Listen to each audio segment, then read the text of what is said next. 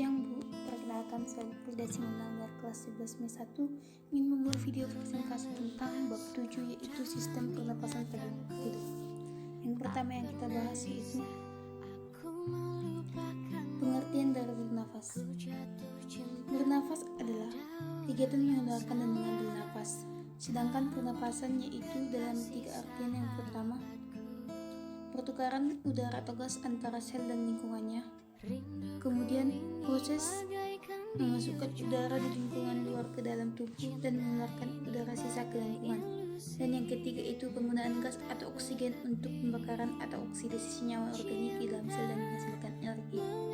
Pertukaran gas tersebut dapat dilakukan dengan 2 cara. Yang pertama itu pernapasan secara langsung atau pertukaran gasnya langsung dari udara luar atau udara bebas dengan sel melalui permukaan tubuh, yaitu bisa terjadi pada cacing tanah. Dan yang kemudian yang kedua yaitu pernapasan secara tidak langsung, yaitu pertukaran gasnya berlangsung dari udara bebas ke saluran pernapasan dan dari saluran pernapasan dengan bantuan sistem transport atau udara dan diangkat ke sel jaringan tubuh, yaitu contohnya pada manusia.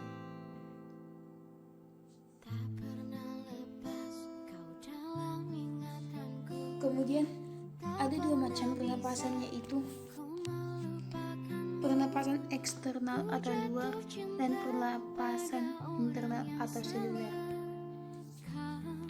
Pernapasan eksternal atau luar yaitu proses pengambilan oksigen dan mengeluarkan karbon dioksida dan uap air antara organisme dengan lingkungannya. Kemudian yang kedua yaitu pernapasan internal atau seluler.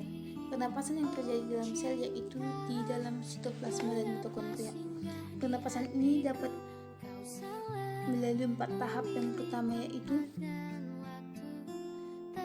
glikolisis, yaitu C6H12O6, yaitu 2 asam fosfat ditambah 2 ATP dan 2 NADH2. Kemudian dekarboksilasi atau oksidasi fosfat, yaitu 2 asam fosfat yaitu 2 asetil CoA dan ditambah 2 NADH ditambah 2 CO2. Kemudian yang ketiga yaitu siklus Krebs atau siklus asam fitrat, yaitu dapat menghasilkan 6 NADH2, 2 FADH2, 2 ATP, 4 CO2 dan 4 CH2. Yang keempat yaitu transport elektron, yaitu serangkaian reaksi yang menghasilkan H2O, di mana reaksi respirasinya yaitu C6H12O6 ditambah H2O, HO2 yaitu 6CO2 ditambah 6H2O tambah energi yaitu 3,8 ATP. Rincian energi hasil respirasi yaitu tahapan glikosis,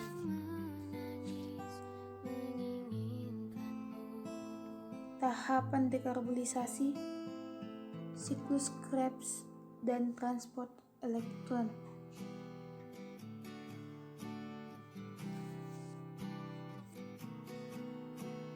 Yaitu tahapan glikolisis yang mendapatkan energi langsung yaitu 2 ATP, energi tidak langsungnya 2 NADH yang sama dengan 6 ATP. Dekarbolisasi tidak menghasilkan energi langsung, namun energi tidak langsungnya yaitu 2 NADH yang sama dengan 6 ATP. Kemudian siklus Krebs tidak menghasilkan energi langsung, namun menghasilkan energi tidak langsung yaitu 6 HDH yang sama dengan 18 ATP. Kemudian transport elektron menghasilkan 2 energi langsung 2 ATP dan energi tidak langsung 2 FADH yang sama dengan 4 ATP. Kini ku coba untuk merenungi dalam hati ini. Kemudian kita masuk pada bagian A yaitu sistem pernapasan manusia. Alat pernapasan manusia adalah paru-paru yang jalur pernapasannya adalah rongga hidung, faring, rongga tekak, laring, trakea, bronkus, bronkiolus, dan alveolus. Yang pertama yaitu adalah rongga hidung.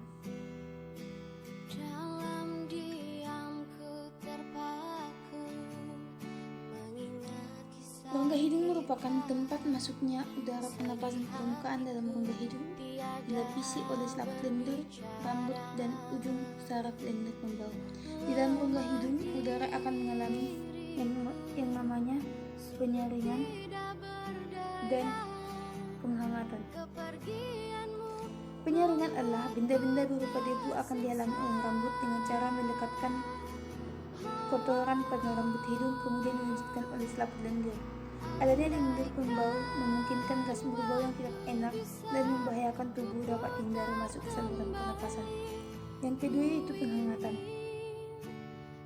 Penghangatan merupakan mengubah suhu udara agar sesuai dengan suhu tubuh.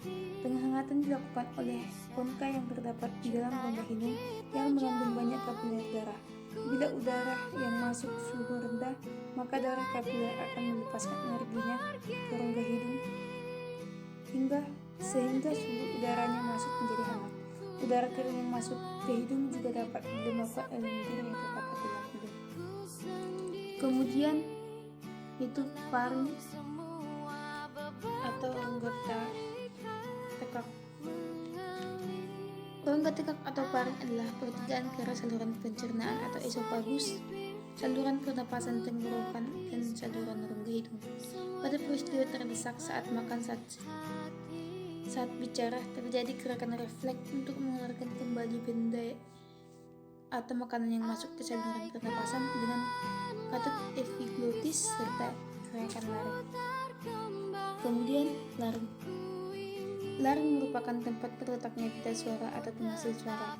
Terdapat jarum yang kelihatan jelas seperti kuil yang merupakan tempat mengatur tinggi rendahnya nada. Kemudian yaitu trakea.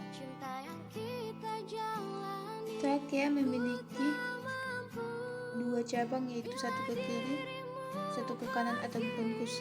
Tempat pencabangan ini disebut bifurkasi. Dinding badan tenggorokan atau trakea dan dinding bronkus terdiri dari 3 sel, yaitu lapisan epitelium atau berkelian dan berlender. Kedua, lapisan tulang rawan atau otot polos. Yang ketiga, lapisan telur atau jaringan ikat. Kemudian yang kelima, bronkus. Paru-paru terletak di dalam rongga dada kanan dan kiri jantung. Paru-paru kanan terdiri atas 3 kelompok alveolus dan merupakan 3 belahan. Paru-paru sebelah kiri terdiri atas 2 kelompok alveolus dan merupakan belahan paru-paru 2 lobu atau 2 lobus. Bronkus sebelah kanan bercabang 3, sedangkan bronkus sebelah kiri bercabang 2. Posisi bronkus sebelah kiri lebih mendatar sehingga relatif aman dari penyakit.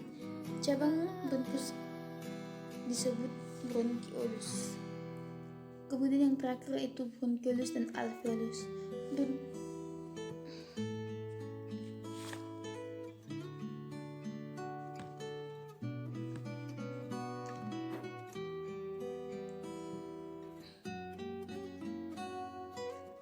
Bronkiolus adalah bagian halus dari bronkus, dan alveolus diselubungi oleh pembuluh udara kapiler tempat terjadinya difusi.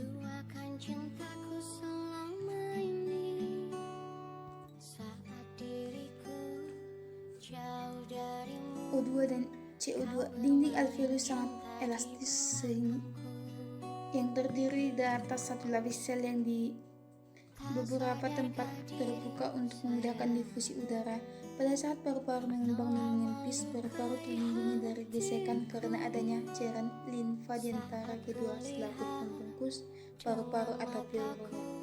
Tekanan pada rongga pleura atau inti lebih kecil daripada tekanan udara luar. Sekian hasil presentasi dari saya. Jika ada kesalahan, mohon